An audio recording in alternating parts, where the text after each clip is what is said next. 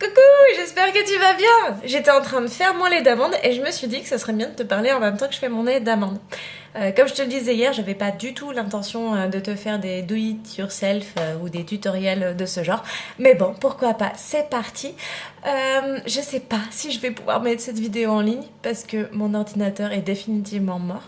Et que là du coup l'ordinateur que m'a préparé mon chéri, il marche nickel, hein, sauf que j'ai une clé Wi-Fi qui fait, je crois, enfin qui marche à 50K, peut-être, j'en sais rien. Enfin bref, j'ai un internet un peu pourri, donc j'espère que je vais pouvoir te la mettre en ligne. On va essayer de faire une vidéo le plus court possible pour que ce soit le cas. Alors si t'as jamais fait du lait d'amande, le lait d'amande c'est tout con, tu prends tes amandes, tu les fais tremper dans de l'eau pendant, moi je les fais tremper toute la nuit, donc je sais pas combien de temps, mais ça suffit, pour pouvoir enlever, voilà, la petite peau qui est autour, la petite peau marron, et une fois que tu as enlevé la petite peau, tu as ton amande toute blanche, tu la mets dans un blender, tout simplement. Et la petite peau, tu peux la mettre dans le compost, ça fait un très bon engrais. Alors, j'ai pas toujours fait mon lait d'amande, et justement, je voulais te parler aujourd'hui de comment certaines choses sont rentrées dans mon quotidien, alors qu'au départ, ça me semblait pas forcément hyper compliqué, mais en tout cas hyper contraignant. Alors ça a commencé avec l'arrêt des laitages. L'arrêt des laitages, ça n'a pas été trop difficile. J'ai très facilement remplacé le lait de vache par du lait végétal. Par contre, c'est clair que ça coûte carrément plus cher. C'est-à-dire que le plus souvent, j'achetais quand même du lait de soja parce que c'est le moins cher. Mais déjà, il y a des phytohormones dedans. Donc les phytohormones, ce sont des hormones végétales. Et il y a différentes études qui disent différentes choses. Ce serait pas super bon de prendre trop de soja justement à cause des hormones végétales, des phytohormones. En plus, au goût carrément, le lait d'amande c'est carrément meilleur. Le lait de noisette aussi, par contre ça coûte un bras. Le lait d'avoine j'en ai pris un petit peu, sauf que comme ça contient du gluten, j'ai vite arrêté. Et le lait de riz, moi j'ai rien contre, souvent ils rajoutent du sucre dedans et du coup je suis pas super fan, en plus ça a tendance à constiper. Donc pour faire 1 litre de lait d'amande, il te faut 100 g d'amandes que tu as gentiment décortiquées et puis 1 litre d'eau. Donc je vais aller mettre mon litre d'eau et je te raconte la suite.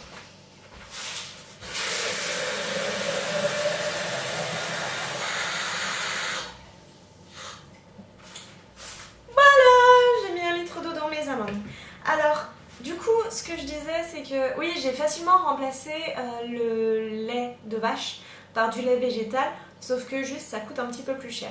Et puis, quand j'ai commencé à m'intéresser au zéro déchet, ça m'a vraiment embêtée d'avoir du coup toutes ces briques de lait.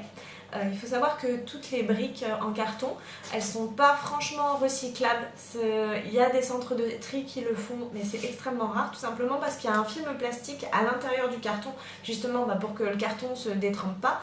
Et la plupart des centres tri peuvent pas séparer le carton de ce film plastique, et du coup, ça va pas être recyclé. Donc, comme j'ai toujours pas réussi à trouver un magasin qui fasse du lait végétal en bouteille en verre.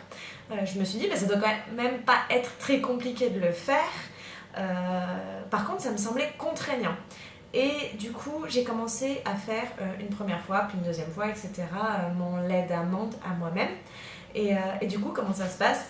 Tout simplement, il faut que je ferme le blender parce que si je le ferme pas, ça va être grave la cata. Je ferme mon blender, je vais aller mixer, j'ai 1 litre d'eau et 100 g d'amandes, et puis après il suffit de filtrer et c'est tout. Tu vois, si j'avais eu la possibilité de faire du montage, je t'aurais mis une jolie musique pendant ce temps. Mais non, tu n'as pas le droit à une jolie musique.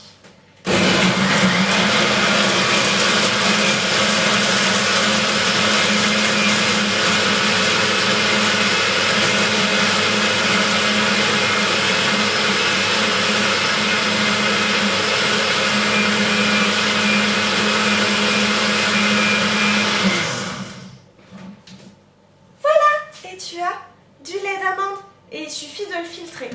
Et du coup, j'ai commencé à le faire comme ça et à le filtrer dans un petit tulle extra fin un tissu avec des tout petits trous. Au début, j'utilisais les amandes de notre amandier du jardin et ça c'était tip top parce que du coup mes amandes elles étaient gratuites, elles étaient hyper bio parce que il n'y a jamais rien eu sur cet amandier pour le traiter ni quoi que ce soit et du coup c'était génial. Sauf que cet amandier il a pris la foudre et du coup on n'a plus d'amandier et on n'a plus eu d'amandes. Il est mort de chez mort là, ça y est c'est foutu. Donc il a fallu que je commence à acheter mes amandes. Donc je suis allée les acheter en vrac sur le marché.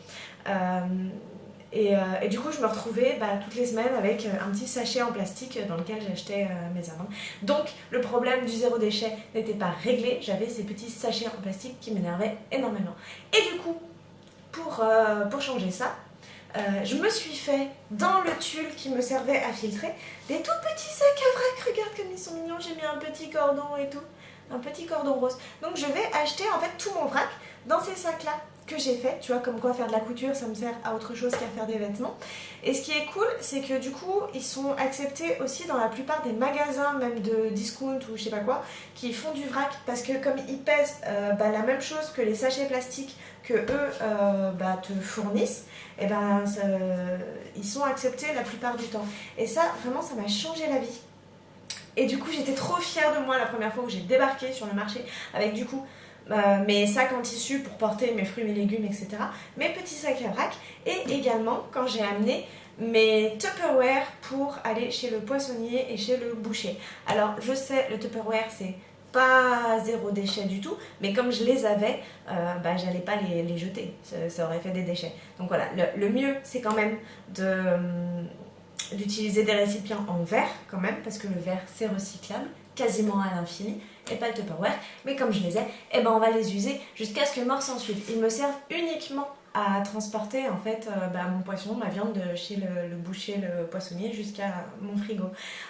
Et j'avais peur au début en fait que ça dérange mes commerçants, que ça les dérange de faire la tare avec mes récipients, etc.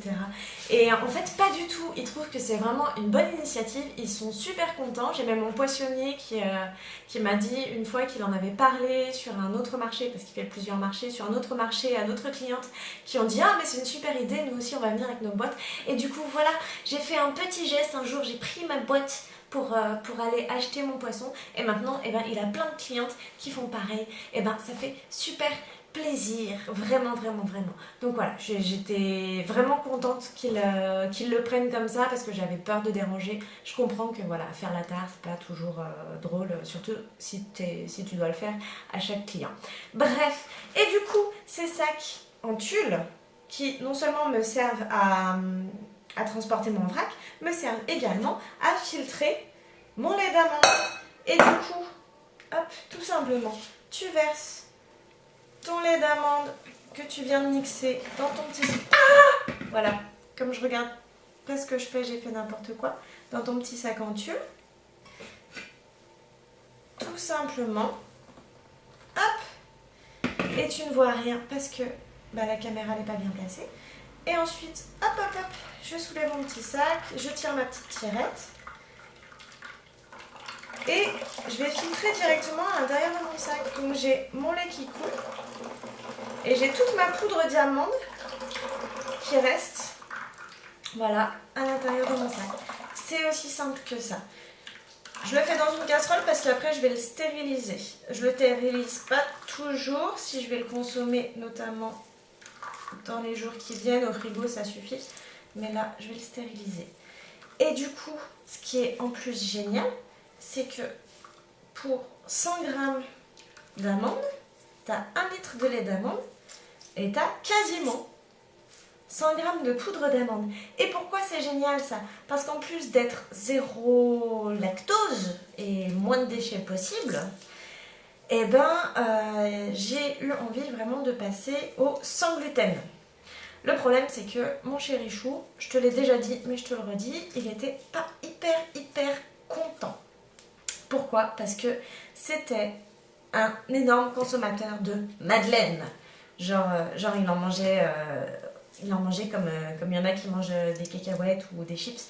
Il en mangeait au petit-déj, il en mangeait avec chaque café, il en mangeait au goûter, il en mangeait parfois en dessert avec son yaourt ou j'en sais rien, yaourt de soja, hein, pas de lait.